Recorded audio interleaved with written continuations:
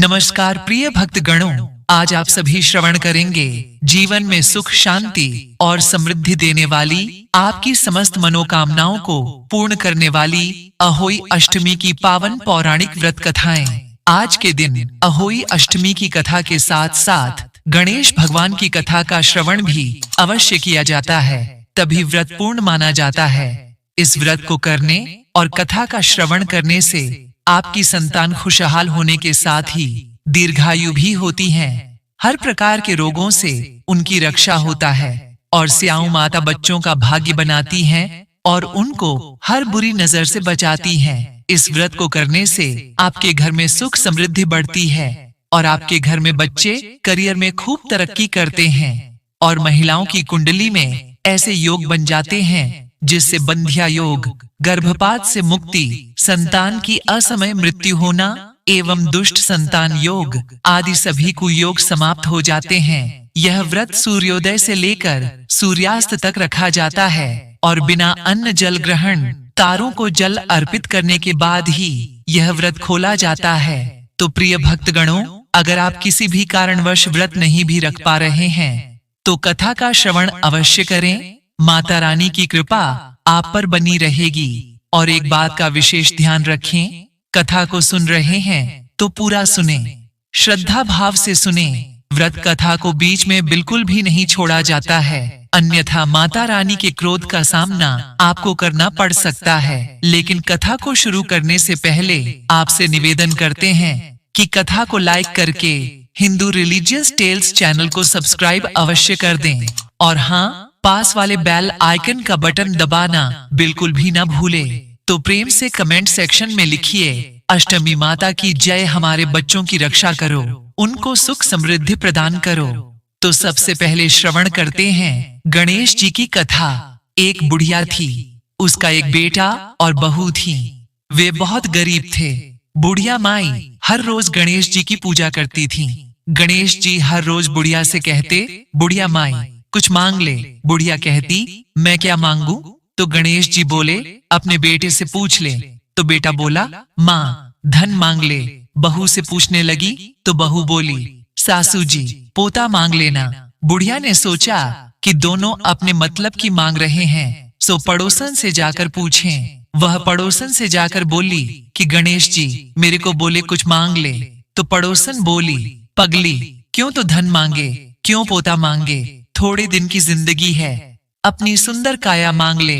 घर आकर बुढ़िया सोचने लगी कि बेटा बहू भी राजी हों, उनकी भी माननी चाहिए। दूसरे दिन गणेश जी आए और बोले, बुढ़िया माई कुछ मांग। बुढ़िया ने कहा, मुझे सुंदर काया दे, सोने के कटोरे में पोते को दूध पीता देखूं, अमर सुहाग दे, निरोगी काया दे, भाई दे, भतीजे दे, सारा परिवार दे, सुख दे, मोक्ष दे। गणेश जी ने कहा, बुढ़िया माई तूने तो मुझे ठग लिया, सब कुछ मांग लिया, अब जैसा बोला है वैसा ही हो जाएगा। और गणेश जी अंतर्ध्यान हो गए। अब बुढ़िया माई के यहाँ सब कुछ वैसा ही हो गया। हे गणेश जी महाराज, जैसा बुढ़िया माई को दिया वैसा सब किसी को देना। बोलिए श्री गणेशाय नमः। जय मां पार्वती। धार्मिक कथा के अनुसार अहोई माता का चित्रण एक अहोई अर्थात साही या नेवले के रूप में किया जाता है। प्राचीन काल में एक साहूकार था जिसके 7 बेटे और 7 बहुएं थीं। इस साहूकार की एक बेटी भी थी जो दीपावली में ससुराल से मायके आई थी। दीपावली पर घर को लीपने के लिए 7 बहुएं मिट्टी लाने जंगल में गई तो ननद भी उनके साथ चली गई। दीपावली से पहले कार्तिक बदी अष्टमी को 7 बहुएं अपनी इकलौती नंद के साथ जंगल में मिट्टी लेने गई। जहां से वे मिट्टी खोद रही थीं, वहीं पर स्याऊ सेहे की मान थी। मिट्टी खोदते समय ननद के हाथ से सेही का बच्चा मर गया। इससे क्रोध में आकर स्याऊ माता ने ननद से कहा कि अब मैं तेरी कोख बांधूंगी। तब ननंद अपनी 7 भाभियों से प्रार्थना की कि तुम में से कोई मेरे बदले अपनी कोख बंधवा ले। सभी भाभियों ने अपनी कोख बंधवाने से मान कर दिया, लेकिन छोटी भाभी सोचने लगी अगर मैं कोख न बंधाऊंगी तो सासू जी नाराज होंगी। ऐसा विचार कर ननंद के बदले छोटी भाभी ने अपने को बंधा ली। उसके बाद जब उसे जो बच्चा होता वह 7 दिन बाद मर जाता। एक दिन साहूकार की स्त्री ने पंडित जी को बुलाकर पूछा कि क्या बात है, मेरी इस बहू की संतान 7वें दिन क्यों मर जाती है। तब पंडित जी ने बहू से कहा कि तुम काली सुरही गाय की पूजा किया करो। उन्होंने बताया कि दरअसल काली गाय स्याऊ माता की भाईली है, वह तेरी कोख छोड़े तो तेरा बच्चा जिएगा। छोटी बहू ने पूरी लगन से गाय की सेवा की। एक दिन गौ माता बोली कि मेरे जागने से पहले कोई रोज मेरी सफाई कर जाता है, सो आज देखूंगी। गौ माता खूब तड़के जागी तो क्या देखती हैं कि साहूकार के बेटे की बहू उसके नीचे सफाई आदि कर रही है। इससे गौ माता प्रसन्न हुई और बोला कि मैं तुझसे प्रसन्न हूँ, तुझे जो चाहिए वो मांग ले। तब साहूकार की बहू बोली कि स्याऊ माता तुम्हारी भाईली है और उन्होंने मेरी कोख बांध रखी है, उनसे मेरी कोख को खुलवा दो। गौ माता ने कहा अच्छा। तब गौ माता 7 समुद्र पार अपनी भाईली के पास उसको लेकर चली। रास्ते में कड़ी धूप थी, इसलिए दोनों एक पेड़ के नीचे बैठ गए। इतने में वहाँ एक सांप दिखाई दिया। उसी पेड़ पर गरुड़ पंखनी के बच्चे थे। सांप गरुड़ पंखनी के बच्चों को मारने लगा। तब साहूकार की बहू ने सांप को मारकर ढाल के नीचे दबा दिया और बच्चों को बचा लिया। थोड़ी देर में गरुड़ पंखनी आई तो वहाँ खून पड़ा। देखकर साहूकार की बहू को चोंच मारने लगी। तब साहूकारनी बोली कि मैंने तेरे बच्चे को मारा नहीं है, बल्कि सांप तेरे बच्चे को डसने आया था। मैंने तो तेरे बच्चों की रक्षा की है। इससे गरुड़ पंखनी प्रसन्न हुई और बोली कि मांग क्या मांगती है। वह बोली 7 समुद्र पार स्याऊ माता रहती है, मुझे तू उसके पास पहुंचा दे। तब गरुड़ पंखनी ने दोनों को अपनी पीठ पर बैठाकर स्याऊ माता के पास पहुंचा दिया। स्याऊ माता उन्हें देखकर बोली कि आ बहन, बहुत दिनों बाद आई।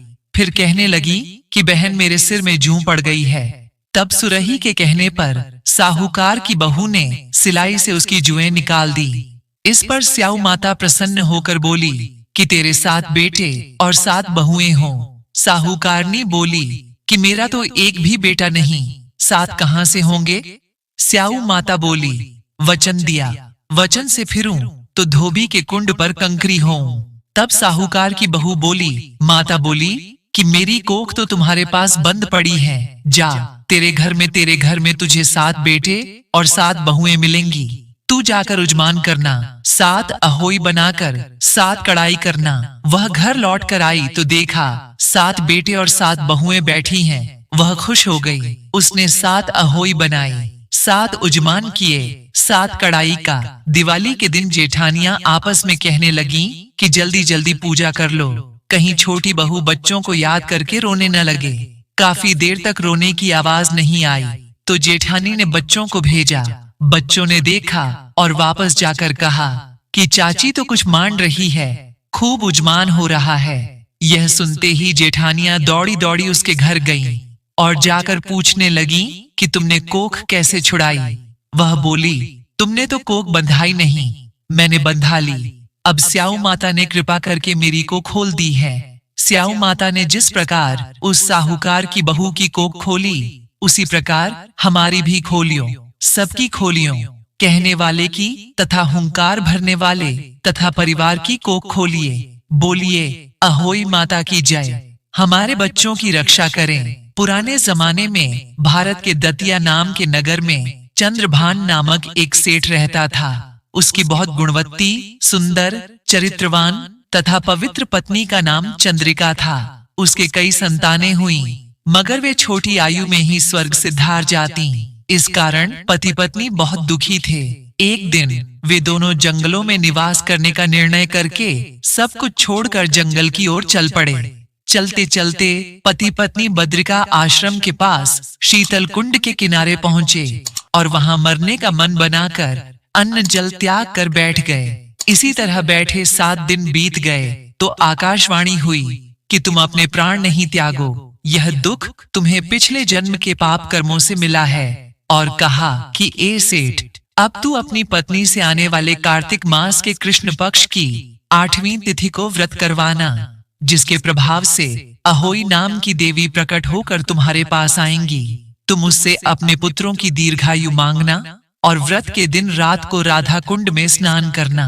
कार्तिक मास के कृष्ण पक्ष की 8वीं तिथि आने पर चंद्रिका ने बड़ी श्रद्धा से अहोई देवी का व्रत धारण किया तथा रात को सेठ ने राधा कुंड में जाकर स्नान किया।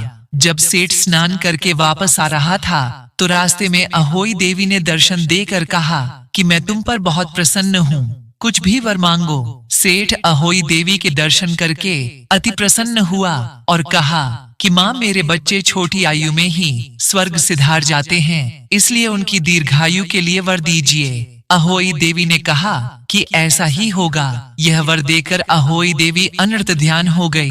कुछ दिन के बाद सेठ के घर पुत्र पैदा हुआ और बड़ा होकर विद्वान, शक्तिशाली तथा प्रतापी हुआ। इस महिमा के कारण ही अहोई माता के व्रत का प्रभाव बना। उस दिन कार्तिक कृष्ण पक्ष की 8वीं तिथि थी, इसलिए सभी माताएं इस दिन अपनी संतान की दीर्घायु के लिए व्रत करती हैं तथा विधि अनुसार पूजा आराधना करती हैं तथा अपने बच्चों की दीर्घायु की कामना करती हैं। अहोई अष्टमी गणेश जी की दूसरी कथा। एक दिन गणेश जी महाराज चुटकी में चावल और चम्मच में दूध लेकर घूम रहे थे कि कोई मेरी खीर बना दो।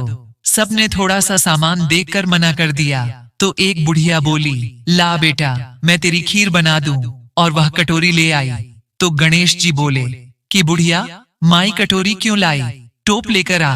अब बुढ़िया माई टोप लेकर आई और वह दूध से भर गया। गणेश जी महाराज बोले कि मैं बाहर जाकर आता हूँ, जब तक तू खीर बनाकर रखना। खीर बनकर तैयार हो गई। अब बुढ़िया माई की बहू के मुंह में पानी आ गया। वह दरवाजे के पीछे बैठकर खीर खाने लगी तो खीर का एक छींटा जमीन पर गिर गया, जिससे गणेश जी का भोग लग गया। थोड़ी देर के बाद बुढ़िया गणेश जी को बुलाने गई तो गणेश जी बोले, बुढ़िया माई, मेरा तो भोग लग गया। जब तेरी बहू ने दरवाजे के पीछे बैठकर खीर खाई तो एक छींटा जमीन पर पड़ गया था, सो मेरा तो भोग लग गया। तो बुढ़िया बोली, बेटा अब इसका क्या करूं? गणेश जी बोले, सारी खीर अच्छे से खा पी कर सबको बांट देना और बचे तो थाली में डालकर छींके पर रख देना। शाम को गणेश महाराज आए और बुढ़िया को बोले कि बुढ़िया मेरी खीर दो। बुढ़िया खीर लेने गई तो उस थाली में हीरे मोती हो गए। गणेश जी महाराज ने जैसी धन दौलत बुढ़िया को दी वैसी सब किसी को दें।